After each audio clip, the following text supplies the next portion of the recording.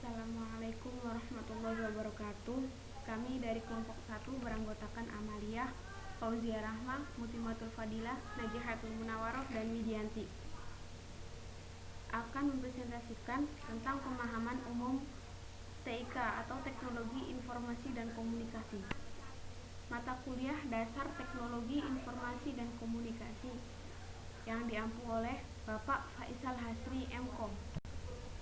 Langsung saja, yang pertama, sejarah perkembangan TIK. Ada beberapa tonggak perkembangan teknologi yang secara nyata memberi sumbangan terhadap perkembangan TIK hingga saat ini. Pertama adalah temuan telepon oleh Alexander Graham Bell pada tahun 1875. Temuan ini kemudian berkembang menjadi pengadaan jaringan komunikasi dengan kabel yang meliputi seluruh daratan Amerika. Bahkan kemudian diikuti pemasangan kabel komunikasi transatlantik. Jaringan telepon ini merupakan infrastruktur masif pertama yang dibangun oleh manusia untuk komunikasi global. Selanjutnya akan dibahas oleh Mbak Mutimatul Fadilah.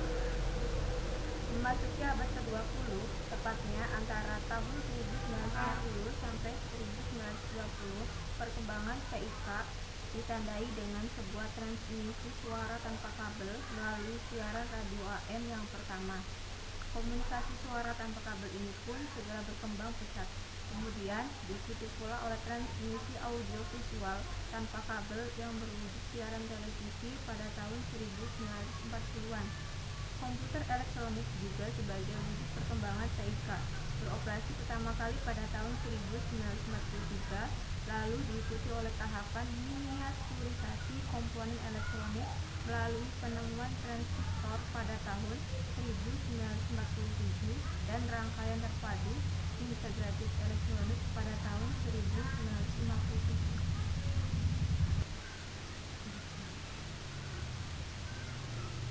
Pengertian teknologi.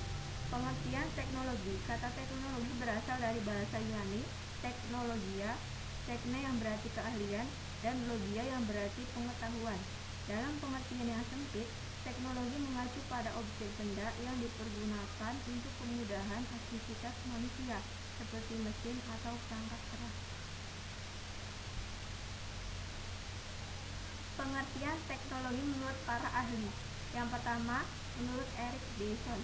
Menurut Erik Dyson, pengertian TIK adalah kebutuhan manusia dalam melakukan proses mengambil dan memindahkan, mengolah dan memproses suatu informasi dalam konteks sosial yang menguntungkan diri sendiri dan masyarakat secara keseluruhan. Yang kedua, menurut William. Menurut William, pengertian TIK adalah sebuah struktur dari teknologi yang memudahkan perangkat keras seperti komputer dengan jaringan komunikasi berkekuatan tinggi untuk membawa file, data, video maupun suara. Jaringan ini bisa disebut sebagai internet. Yang ketiga, menurut Anata. Menurut Anata, pengertian TIK adalah suatu alat yang digunakan oleh manusia untuk mendapatkan informasi atau pengetahuan dari orang lain. Perangkat utama komputer adalah yang pertama perangkat input, yang kedua perangkat proses, yang ketiga perangkat output, dan yang keempat perangkat penyimpanan. Fungsi teknologi informasi dan komunikasi. Yang pertama, fungsi capture, yang kedua fungsi processing, yang ketiga fungsi generating, yang keempat fungsi yang kelima fungsi retrieval, yang keenam fungsi transmission. Selanjutnya, manfaat teknologi informasi dan komunikasi. Manfaat teknologi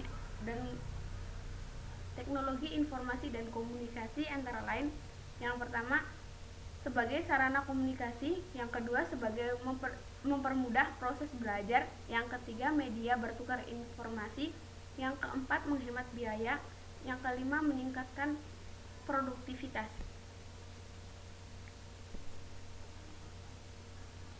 Selanjutnya Selanjutnya, tren dan tantangan perkembangan teknologi. ICT atau Informasi and Communication Technology. Dalam ICT terdapat dua aspek, yaitu teknologi informasi dan teknologi komunikasi. Teknologi informasi ialah penggunaan sebagai alat bantu untuk mengelola dan memproses informasi. Teknologi komunikasi ialah penggunaan alat bantu untuk memproses juga mentransfer data dari perangkat yang satu ke perangkat yang lain.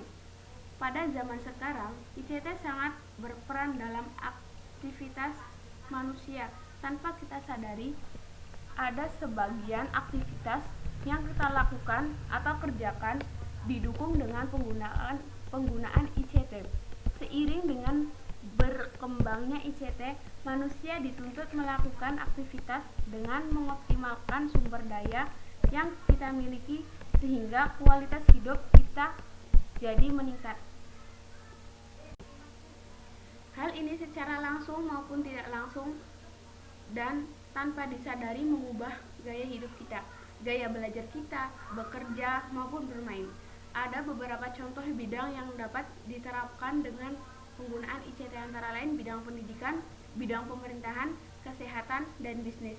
Misalnya saja tren zaman sekarang yang menerapkan ICT dalam bidang pendidikan. ICT yang diterapkan dalam bidang pendidikan sangat banyak memberikan kontribusi bagi pengembangan teknologi pembelajaran.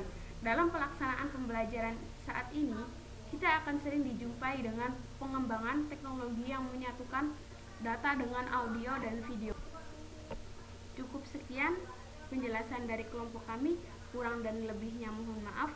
Wassalamualaikum warahmatullahi wabarakatuh.